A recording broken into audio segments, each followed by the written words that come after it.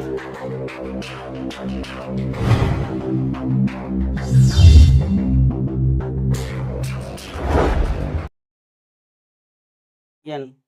குலதெய்வமான கொழுந்தாளம்மனை போற்றி, பெரிய கருப்பணசாமியை போற்றி, அனைவருக்கும் எனது பணிவான வணக்கங்கள். வணக்கம். இந்த வயதான காலத்தில், மத்திம வயதில், அந்த காலத்துக்கு பிறகு வாழ்க்கை எப்படி இருக்கும் அப்படின்னு நம்ம தலைப்பு போட்டிருக்கோம். இருக்கட்டும், பார்ப்போம். பொதுவாக இந்த மத்திம வயது, அதாவது இப்போ எடுத்துக்கிட்டா 40 வயசுக்கு மேலே ஆச்சுன்னா வயசானவன்னு ஒதுக்கிடுறாங்க, அது வேற. பொதுவாக ஒரு மனிதனின் மத்திம வயது அப்படின்னா, நான் அந்த 50 to 60 வயசு எடுக்கலாம், இல்லை 40க்கு மேலே கூட எடுங்க. அதுக்கு வரைக்கும் 40க்கு முன்னாடி அவர் இளமை வயது, 40க்கு மேலே 60 வயசு வரைக்கும் முதுமையின் இளமை, 60க்கு மேலே தான் முதியோர் லிஸ்ட்டில் வர்றாங்க. அப்போ இந்த மத்தியம வயதிற்கு மேல், நான் வயதான காலத்துக்கு பிறகு எப்படின்னு போட்டுக்கலாம். நீ என்னத்த பெருசாக சொல்கிற, வயசாச்சுனாவே எல்லாருக்குமே கஷ்டம்தான் வரும். உடல் ரீதியாகவும் கஷ்டம் வரும், மன ரீதியாகவும் கஷ்டம் வரும். இதெல்லாம் ஒன்றும் பெருசாக ஒன்றும் என்னத்த போய் ஜாதக ரீதியாக பார்க்குறப்பனா, அதுலேயும் நன்றாக இருக்கிறவர்கள் இருக்கிறார்கள். அதுக்கு தான் ஜோதிடத்தில் ஒரு பார்க்கணுங்கிறது. அதாவது வயதான காலத்திலே சிறு வயசில், நான் சொல்கிற இந்த மத்திம வயதிற்கு முன்னாடி கஷ்டப்பட்டிருப்பாங்க, அதுக்கு மேலே நன்றாக இருப்பார்கள். எந்த ஒரு பிரச்சனையும் இல்லாமல் அவர்கள் அந்த சிவான்னு தான் சிவனேன்னு இருக்கேன் அப்படிங்குவாங்க. சிவனேன்னு அப்படின்னா தெய்வ பிரார்த்தனை பண்ணி அவங்க வாட்டில் எந்த ஒரு இன்பமும் துன்பமும் இல்லாமல் இருப்பாங்க. அது வேறு அமைப்பு, அது ஒரு நாளைக்கு போடலாம் ஜாதகம். இப்போ நம்ம பார்க்குறது எப்படி இருக்கும் அப்படின்னு ஒருத்தர் கேட்டாங்க. அவர் ஜாதகத்தை வாங்கி நம்ம பார்த்ததுனால அதை உங்களோட பகிர்ந்து கொள்கிறேன். அப்போ என்ன அப்படின்னு கேட்டிங்கன்னா, பொதுவாக இந்த 50 வயசுன்னு எடுத்துக்குவோம். அப்படிங்கும்போது எத்தனை குழந்தைகள் இருந்தாலும் அந்த குழந்தைகள்லாம் கஷ்டப்பட்டு படிக்க வச்சு, அதுக்கு முன்னாடி அவருக்கு நல்ல யோகங்கள் இருந்து, நல்ல வருமானம் நல்ல குழந்தைகள்லாம் படிக்க வச்சு, நல்ல இடத்தில் கடனை உடனே வாங்கி கல்யாணம் பண்ணி திருமணம் ஆகி, அதுக்கப்புறம் அந்த குழந்தைகள்லாம் ரைட்டு நல்லது, எனக்கு ஏதோ உன் கடமையை செஞ்சுட்ட, அவ்வளோதான், ஓ வேலை முடிஞ்சுன்னு அது பொழப்ப பார்க்க, இப்படி தான் சொல்லணும்.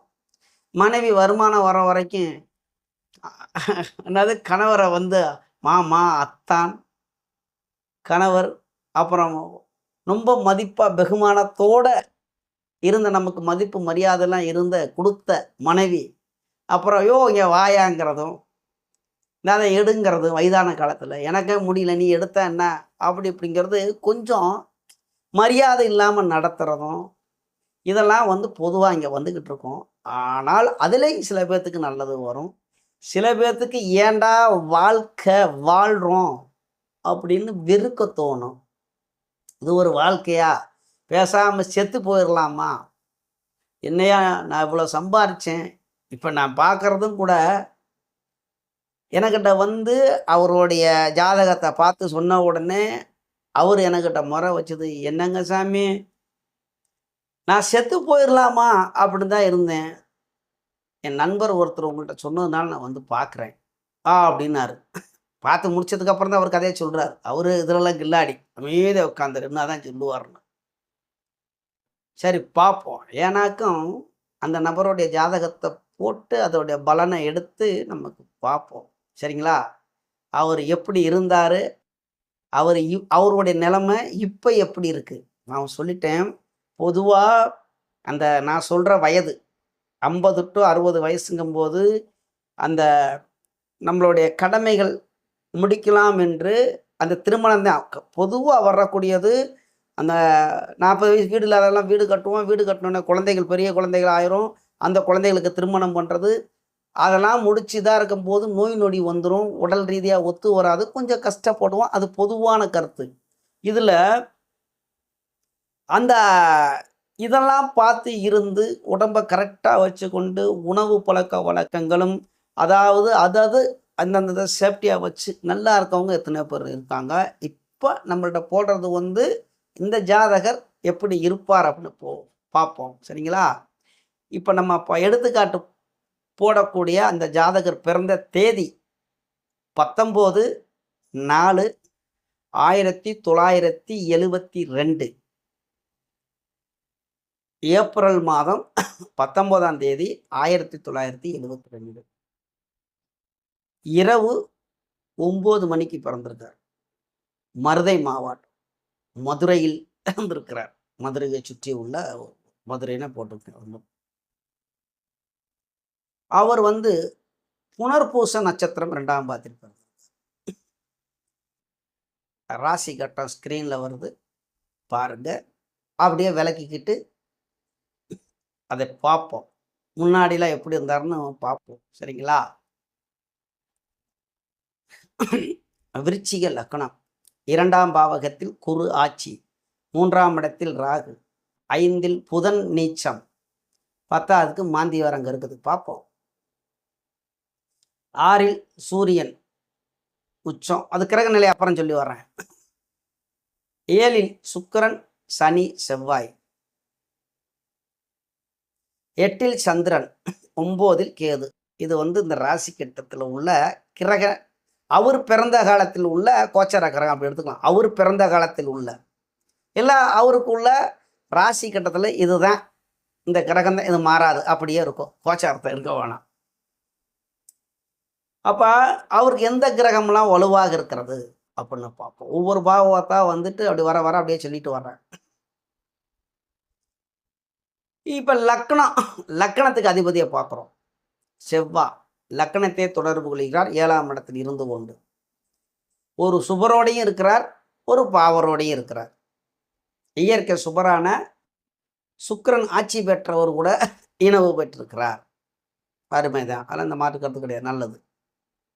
இயற்கை பாவரான 3க்கும் 4க்கும் அதிபதியான இயற்கை பாவரான சனி உடையும் இனவு பெற்றிருக்கிறார் இந்த செவ்வாய், லக்னாதிபதியான செவ்வாய்.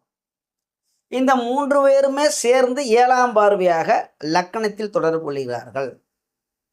அப்ப இரண்டும் கலந்திருக்கிறது, நன்மை தீமை இரண்டும் கலந்திருக்கிறது.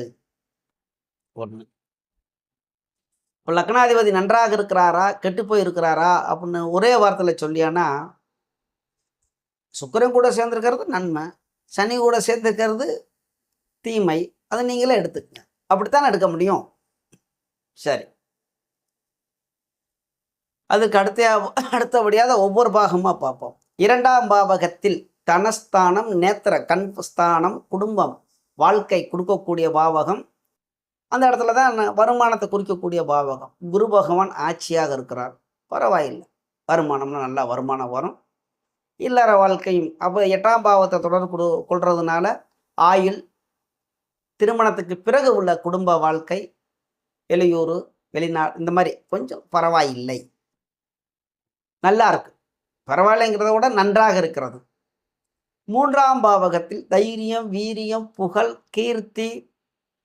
இந்த பாவகத்தில் உள்ள ராகு, இளைய சகோதரர்கள் எடுத்துக்கலாம். 3ஆம் பாவத்தை அங்க 3ஆம் பாவகத்தில் இருந்து 7ஆம் பாவத்தில், அப்போ 9ஆம் பாவகத்தில் கேது இருப்பார். அப்போ தந்தைக்கு எப்படி இருப்பார் அது அப்புறமா சொல்றேன். 9ஆம் பாவத்துக்கு வந்தோடனே அதோடைய காரகத்தை பார்த்துட்டு சொல்லுவோம். அடுத்து 5ஆம் பாவகத்தில் புதன் நீச்சம், மாந்தி தொடர்பு கொள்ளுகிறார். சூப்பர். அப்போ குழந்தை இருக்காதுல்ல.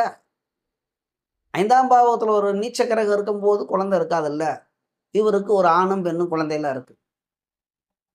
எப்படியானா அதோடைய காரகமான குரு ஆட்சியாக இருக்கிறார். சந்திரன் அதியோகத்தில் அதுக்கு காரகமான குரு இருக்கிறார், ஆட்சி பெற்றிருக்கார். சந்திர அதியோகத்தில் இருக்கிறார். வளர்வுற சந்திரனுக்கு 7ஆம் இடத்தில் இருக்கிறார். குருச்சந்திர யோகம் இருக்கு. ஆகையினால குழந்தை இருக்கு. 6ஆம் பாவகத்தில் சூரியன் உச்சம் பெற்றிருக்கிறார். 9ஆம் பாவத்துக்கு அதிபதி. அதாவது ஒருவருடைய ஜாதகம் 6ஆம் பாவம் வலுப்பட்டு 10ஆம் பாவத்துக்கு அதிபதியும் வலுப்பட்டு 2ஆம் பாவம் வலுப்பட்ட நிரந்தர வேலை. இவர் ஒரு ஸ்டேட் பேங்க்னே சொல்லிக்கலாம். ஸ்டேட் பேங்க் எதுக்கு போய் அதை போய் மறைச்சு ஸ்டேட் பேங்க்ல வேலை பார்க்குறார். வேலை பார்த்தவர் இப்போ இல்லை, அதனால வேலை பார்த்தவர் அப்படிங்களா.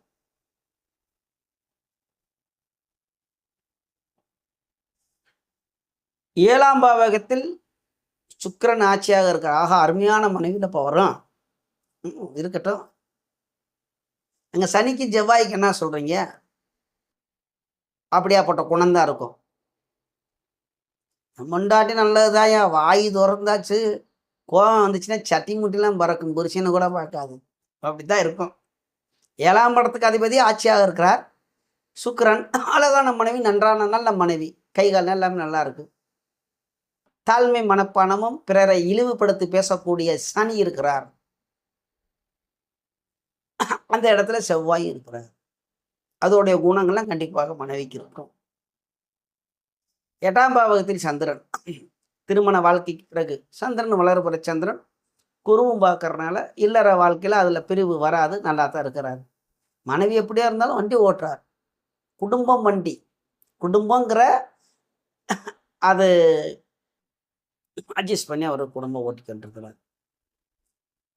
9ஆம் பாவத்தில் கேது இருக்குன்னா, அந்த கேது வந்து பாவக்கிரக லிஸ்ட்டில் வருமான வீடு கொடுத்தவனை அனுசரித்து தான் ராகு கேதுகள் அதோடைய செயல்பாடுகள் இருக்கும். வீடு கொடுத்தவன் எப்படி இருக்கிறான், வலுவாக இருக்கிறானா, அது எப்படி இருக்கானோ.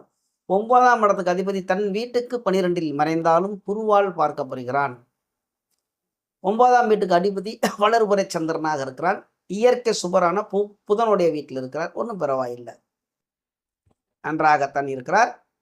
தந்தைக்குரிய அந்த பாவகம் கேது இருக்கனால மறைக்கப்பட்டுள்ளது. எல்லாமே இருந்தாலும் தந்தைனால இவருக்கு ஏதாவது புரட்சணம் இருக்கானக்கு கிடையாது. அப்படி எடுப்போம். தந்தை சொத்து இதெல்லாம் இருந்தாலும் இவர் அனுபவிக்க முடியாது. அப்படி எடுப்போம். சரி, வந்துடுவோம். இப்போ அவருடைய கிரக நிலையை பார்த்தாச்சு. ஒவ்வொரு பாவத்தும் ஓரளவுக்கு பார்த்தாச்சு. இப்போ தொடக்கத்திலேருந்தே வந்துடுவோம். நம்ம முதுமைக்கு அப்புறம் போவோம். இவர் புனர்பூச நட்சத்திரம் 2ஆம் பாதத்தில் பிறந்திருக்கார். அடுத்துதான் இங்கே தசாபதிக்கு வந்துடும். அதாவது இந்த கோச்சாரத்தில் நான் இன்னமும் சொல்கிறேன், கோச்சாரத்தில் வந்து 7.5 சனி, அஷ்டம சனி, இந்த பொங்கு சனி, இந்த கண்டக சனி, அஸ்தாற்றம சனி, அதில் என்ன வேணாலும் இருந்துகிட்டே போட்டோம். குரு அங்கே இருக்கிறார், இங்கே இருக்கிறார், கொடுக்குவார், வருவார், போவாருங்கிறது இந்த கோச்சார பலன் வந்து ஒரு ராசிக்கு சொல்கிறது வந்து அது ஒரு 20% எடுத்துக்குங்க. பாக்கி 80% கூட சொல்ல முடியாது. இந்த தசாபத்தில் ஜோதிடங்கிறது ஒரு 60% ஒரு ஜோதிடர் சொன்னாலே அது பெரிய ஜோதிடர். 60% அவர் சொல்கிறது. 100% யாராலையும் சொல்ல முடியாது, யாராலையும் சொல்ல முடியாது. சரிங்களா? அவர் இப்படித்தான் புள்ளி ஓரமாக இந்த பொண்ணு தான் இப்படித்தான் இருக்கும். இப்போ கூட ஒருத்தர், ஒரு நண்பர் என்கிட்ட ஆன்லைனில் ஜோதிடம் பார்த்தவர், ஒரு பொண்ணை அவர் விரும்புகிறாருன்ன உடனே நான் இந்த பொண்ணை கட்டுவேனா அப்படின்னு சொல்லி, ஆனால் அது இருக்கா ஜோதிடத்தில் இந்த கேள்விக்கெல்லாம்? அந்த பொண்ணை நான் கட்டுவேனா சொல்லணும். நல்ல ஒன்று கிடைக்கும் அதெல்லாம் நான் இப்போ இந்த பொண்ணை கட்டுவேனா அப்படிங்கிற மாதிரிலாம் இருக்கக்கூடாது. இது சொல்கிறேன் ஒரு பேச்சு. இந்த மாதிரி நிறையா கேள்விகள் நிறையா இருக்கும். அப்போ இதுக்கெல்லாம் பதில் சொல்ல முடியுமா ஒரு ஜோதிடர்னா? கிடையாது. அந்த பொண்ணைத்தான் நீ கட்டுவ, அந்த பொண்ணு கூட தான் நீ குடும்ப வாழ்க்கை நடத்துவ அப்படின்னா, ஒரு பொண்ணை அவர் ரோட்டில் போகிற பொண்ணை காமிச்சுன்னு இந்த பொண்ணு இப்போ எனக்கு கிடைக்குமா அப்படின்லாம் கேட்க முடியாது. சரிங்களா? சரி, பார்ப்போம். இது மட்டும் இல்லை, இதேமாதிரி நிறையா கேள்விகள். இப்போ அப்போ அந்த குரு தசை வந்து அவருக்கு வந்து 9 வருஷம் 8 மாதம் 8 நாள் நான் பார்க்குற சாஃப்ட்வேரில். சரிங்களா? அப்படித்தான் சொல்லணும். அப்போ இந்த ஒரு 10 வருஷத்துக்கு இவர் குடும்பத்தில் வருமானம் கண்டிப்பாக தந்தையின் மூலியமாக வந்திருக்கும். குருனாவே அந்த 8ஆம் பாவத்தை தொடர்பு கொள்றார், சந்திரனையும் பார்க்கிறார். அப்பனா உங்கள் தந்தைங்கிறவள தாயார் மூலியமாக வந்திருக்கலாம். ஏன்னாங்க சந்திரன் தாயாருக்கு ஒரு காரகம் தானே. வருமானம் வந்திருக்கு. அதை இவர் சின்ன வயசில் எப்படி இருப்பார், அது இருக்கட்டும். அதுக்கு அடுத்தபடியாக சனி தசை ஒரு 19 வருஷம். இந்த சனி வந்து என்னதான் பாவக்கரகமாக இருந்தாலும் சுக்கிரன் கூட சேர்ந்திருக்கிறதுனால தொழில் மூலியமாக பாவகம் 7 என்ன ஒரு தந்தைக்கு குடும்பத்தில் உள்ள வருமானத்தை கொடுத்திருப்பார் சனி. அந்த காலகட்டத்தில் அவருக்கு படிப்பு அப்படிங்கிறதுனால இந்த படிப்புக்கு காரக 2 கிரகங்கள் குருவும் புதனும் வலுப்பட்டு, அந்த காரக கிரகங்கள் வலுப்பட்டு இருந்து 4ஆம் பாவகமும் வலுப்பட்டிருக்கும் போது ஒருவர் படிச்சிருவார். அப்போ இங்கே 4ஆம் பாவகத்துக்கு அதிபதி சுக்கிரன் அந்த சனி தசை நடக்கும் பொழுது அவர் சுக்கிரன் கூட சேர்ந்துருக்கார்ல. செவ்வாய் கூட சேர்ந்திருந்தாலும் சுக்கிரன் கூடயும் சேர்ந்திருக்கார். அப்போ படிப்பை கொடுத்திருப்பார். குரு ஆட்சியாக இருக்கிறார். புதன் நீச்ச பங்கமாக இருக்கிறார். நீச்சம்தான், ஆனால் பங்கப்படுகிறார். வீடு கொடுத்தவன் ஆட்சி என்ற அடிப்படையில் பங்கப்படுகிறார். நீச்ச பங்கப்படுகிறார். நீச்ச பங்கம் ராஜாங்கிறது அங்கிட்டு போவோம் அப்புறமா. நீச்ச பங்கப்படுகிறார். அப்போ நல்லது. அதுக்கு பிறகு 17 வருஷம் புதன் தசை. அப்போ அந்த காலகட்டத்தில் அவருக்கு வயசு எத்தனை இருக்கும்? அதில் ஒரு 10, 19, 29 வயதிற்கு மேலே புதன் தசை வருது. புதன் யாரு? லக்கணத்துக்கு லாபாதிபதி. 11ஆம் இடத்துக்கு அதிபதி அவர் தான். 8ஆம் இடத்துக்கு அதிபதியும் அவர் தான். அவன் இருக்கக்கூடிய இடம் 5ஆம் பாவகம். வேலையை கொடுத்துட்டார், வருமானத்தை கொடுத்துட்டார். நீச்சம் தானையா, அது மாந்தி இருக்கு. எப்படியா அப்படின்னா வீடு கொடுத்தவன் ஆட்சியாக இருக்கிறார். நீச்ச பங்கம் தான். அப்போ புதனுக்கு சம்மந்தப்பட்ட, இப்போ அவர் பார்க்கறனால எனக்கு தெரியறதுனால அவரை பற்றி சொல்கிறேன். புதனுக்கு சம்மந்தப்பட்ட வேலை, பேங்கில் வேலை பார்க்குறார். குரு பணக்காசு தக்க தக்க தக்கன்னு என்றது. புதன்னா கம்ப்யூட்டருக்கு சம்மந்தப்பட்டது, இந்த அக்கௌண்ட்ஸ் கணக்கு பார்க்குறது, ரைட்டு. பணம் குரு அதுக்கு சம்மந்தப்பட்ட வேலை பார்த்தா அதுவும் ஓகே. கேது தசை ஒரு 7 வருஷம். அப்போ அவருக்கு வரும்பொழுது கிட்டத்தட்ட 46 வயசு வரைக்குமே புதன் தசை. இந்த புதன் 8ஆம் பாவகத்துக்கு வேலையை, இந்த கடன் அசிங்கப்படுறது, கொஞ்சம் கொஞ்சம் பிரச்சனையும் கொடுத்தாலும் வண்டியை இழுத்து கொண்டு, தேரை இழுத்து கொண்டு தெருவில் விட்டது மாதிரி வண்டி அது வாட்டில் ஓடிச்சு. தேரை இழுத்து தெருவில் விட்டாருன்னா அங்கே கெடுக்கிறது கிடையாது. எப்படியே இழுத்துட்டு வந்துட்டார் தெருவில், அப்படி எடுப்பான் ஆளும் பேருமா. வண்டி குடும்பங்கிற வண்டியை தொடங்கியாச்சு, ஓட்டியாச்சு. இதில் புதனுக்குள்ள சேட்டை, 5ஆம் பாவகங்கிறதுக்குள்ள சேட்டையும் பண்ணினார். 5ஆம் பாவகம் அப்படின்னா அது ஒரு இதில் தான் சொல்ல முடியும். நீங்கள் அதில் பிடிச்சிக்கிட்டு இருக்கக்கூடாது. 5ஆம் பாவகம் சந்திரன், சுக்கிரன் இதெல்லாம் வரும்போது திருமணம் ஆனாலும் எதிர்பாலினத்தோட ஒரு ஈர்ப்பு கொடுக்க செய்யும். அந்நிய பெண்ணோட, அடுத்த ஒரு மனைவியோட கூட எடுத்துக்கலாம். எனக்கு கல்யாணம் அங்கேயும் தொடர்பு இருந்தது தான். ஏன்னா ஒருத்தர் சொல்லும் போது கரெக்டாக சொல்லிக்கிட்டு வரலாம்ல. இதுக்காக நீங்கள் அதிலே பிடிச்சிக்கிட்டே இருக்கக்கூடாது. ரைட். இப்போ 53 வயதிற்கு மேலே சுக்கிரதசை நடக்குது. சுக்கிரன் நல்லா தானே இருக்கிறாரு. லக்கணத்துக்கு 7ஆம் இடத்துல ஆட்சி போயிட்டு இருக்கிறாருல. அருமையாக அவரை வழி நடத்தணும்ல. சூப்பர். சுக்கிரதசை வந்துருச்சுல்ல வயதுக்கு. 20 வருஷத்துக்கு அவருக்கு என்ன 53 வயசுல வந்துச்சுன்னா 73 வரைக்கும் யோகதசை நடக்கிறது. நல்ல வருமானம் வரும். இந்த வயதான காலத்துலேயும் பெண்கள்னால் லாபம் வரும். காரு வாங்கலாம், வீடு வாங்கலாம், வண்டி வாகனம் யோகங்கள்லாம் இருக்குது. அது உண்மைதான். அப்படி அது அப்படியே பாருங்களேன். அது இப்படி நடந்துச்சா அப்படின்னு கேட்டிங்கன்னா, இப்போ நான் சொல்கிறது எல்லாமே நடந்திருக்கும், நடக்கும். எப்படி? அந்த சனியும் செவ்வாய்ங்கிறது அந்த 2 கிரகம் அங்கே இல்லைன்னா, அதாவது இனவு நம்ம உள்ளே போய் பார்க்கலாமா அப்படின்னா பார்க்கலாம். அதாவது திதிக்கணக்கில் பார்க்கும்போது 12 டிகிரி இனவு இருந்தால் அந்த இனவுன்னு எடுக்கலாம். 13.3 டிகிரி இருக்கும்பொழுது நட்சத்திர ஒரு ஒரு நட்சத்திரங்கும்போது 13.3. அப்போ அதையும் இனவாக எடுக்கலாம். பொதுவாக 8 டிகிரிக்குள் இருக்கும்போது நல்ல இனவு அப்படி எடுக்கலாம். இப்போ இந்த மாதிரி அந்த கிரகங்கள் இனவாக இருக்கா? இனவு தான். அப்போ சுக்கிரன் கொடுக்குமா கெடுக்குமானா பணத்தை கொடுக்கும், அனுபவிக்க முடியாது. ஒரு வாட்டில் ஒழுங்காக வேலை செஞ்சுக்கிட்டு இருந்தவர் அந்த பிஎஃப் பணத்தை வாங்கலாம், பிடிதார பணத்தை வாங்கலாம். லோன் ஒரு 30-40 லட்ச ரூபா கிடைக்கும். இன்னும் எதுக்கு இன்னைக்கு மேலே போய் நம்ம எதுக்கு போய் வேலை செய்யலாம்னு வேலையை எழுதி கொடுத்தாரு. பணம் வந்துச்சு. இவர் லோனு வாங்கின காசு இருக்குமோ நீ நம்மளுக்கு கட்ட முடியாதேன்னு சொல்லி பேங்குக்காரனையை பிடிச்சிக்கிட்டேன். எப்படி? பாக்கி கொஞ்சம் கொஞ்சம் கையில் இருந்துச்சு. பொண்டாட்டி பிள்ளைகள்லாம் பங்கு போட்டு எடுத்துக்கிட்டாங்க.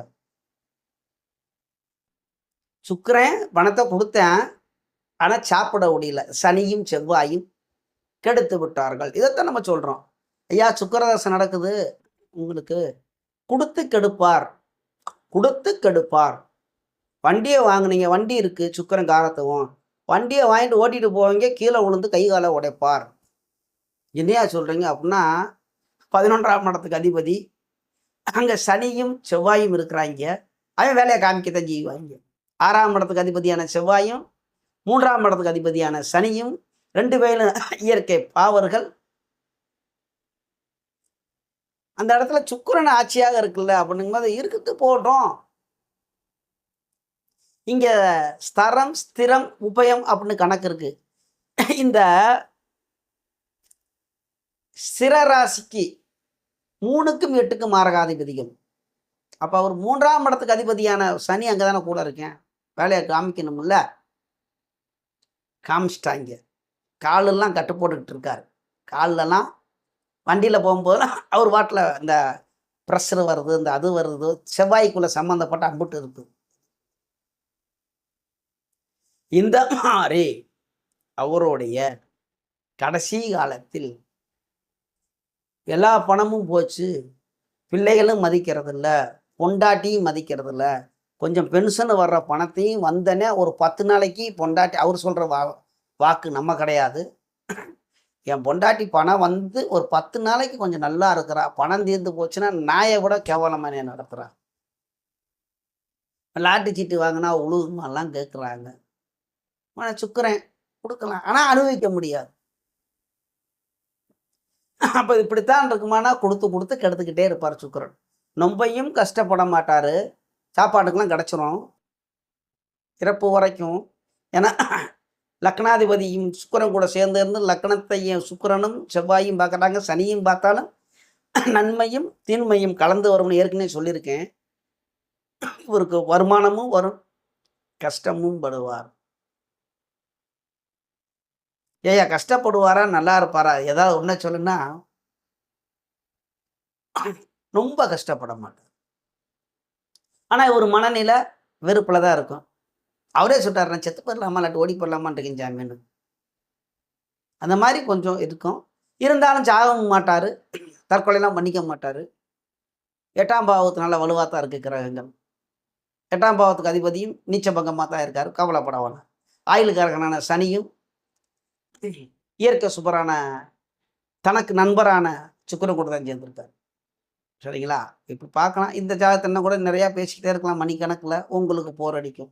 ஆகையினால அடுத்த வீடியோவில் பார்ப்போம். சரிங்களா? அப்போ நமது யூடியூப் சொந்தங்கள் அனைவரும் வளமுடன் வாழ்வீர்கள், நன்றாக இருப்பீர்கள். நன்றி.